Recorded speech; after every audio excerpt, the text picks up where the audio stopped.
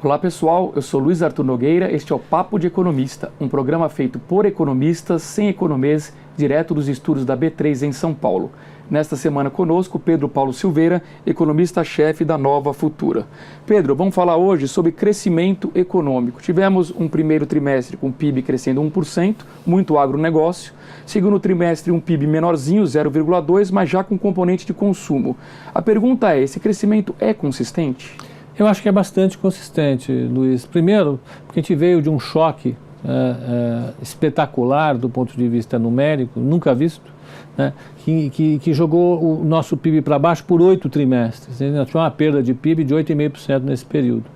Foi um trimestre atrás do outro caindo e caindo forte. Depois de uma queda tão forte assim, o PIB se acomodou e qualquer movimento que as componentes da demanda façam para cima, já vai implicar num crescimento bastante forte. Então não é absurdo considerar o crescimento atual como consistente. Primeiro, como você falou, nós tivemos um recorde da safra agrícola, então a gente já está desconsiderando isso.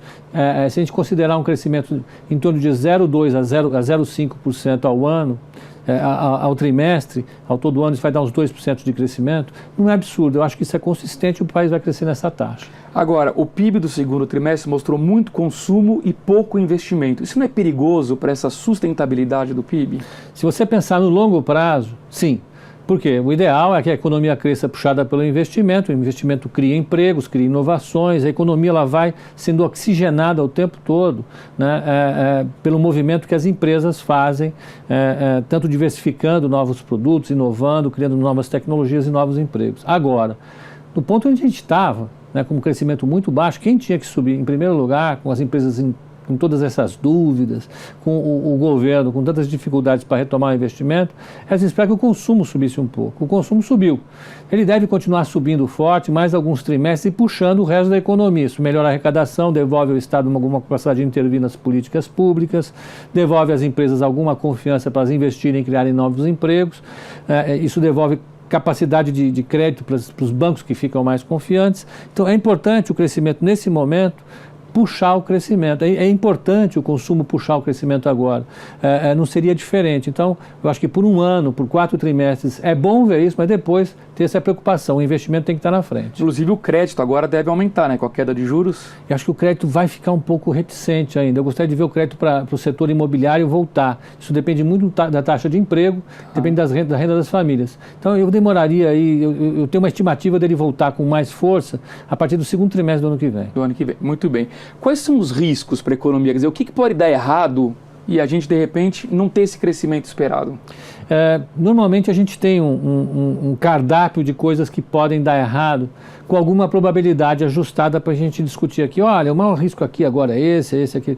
Com o cenário externo tranquilo como está, né? O mundo está crescendo bem e numa taxa muito parecida, um grande país do outro país, um grande emergente de outro emergente, então lá 3,5% ao ano é bom. Taxas de juros muito baixas, sem a perspectiva de mudar. Aqui no Brasil, a gente discutiu, não existe um risco político muito elevado de uma agenda não pró-mercado ganhar o ano que vem. Então, não tem muito que a gente consiga imaginar que possa dar errado, mesmo porque a gente não está falando de um carnaval de crescimento, um crescimento moderado. Sim. Então, tem tudo para dar certo. O que pode dar errado, eu não consigo prever, são aqueles choques. O choque ele não tem uma estimativa que a gente pode... Agora, se acontecer uma guerra na Coreia do Norte, assusta. Algum movimento mais brusco da política monetária americana ou do Banco Central? Talvez. Aqui uma mudança inesperada, um candidato não pró-mercado subindo nas pesquisas, um susto, mas é difícil eu te dizer. Perfeito. E por fim, o que você espera do debate econômico no ano que vem? Algo realmente relevante ou vai ficar aquele fla-flu político que não leva a nada? Eu acho que é mais para o fla-flu político. Eu tenho uma percepção bastante cética em relação ao debate político. Ele é muito direcionado, as questões econômicas elas ficam sempre na superfície, não se discutem os grandes trade-offs das políticas públicas. Uma política pública ela tem sempre um impacto distributivo, alguém sempre ganha, alguém sempre perde, e o eleitor não consegue saber exatamente o que ele está ganhando, se ele ganha, se ele está perdendo, e quem está ganhando. Essa discussão, esse lucros e perdas do eleitor não é bem feita, na minha opinião, na discussão econômica, que daria, portanto, o grande debate político e econômico das próximas eleições. Isso vai continuar não sendo feito e, aliás, é a precondição para os políticos se elegerem. Muito bem, Pedro Paulo Silveira, economista-chefe da Nova Futura, conosco nesta semana no Papo de Economista. Ele volta amanhã com o divertido quadro Cara ou Coroa. Um grande abraço e até lá.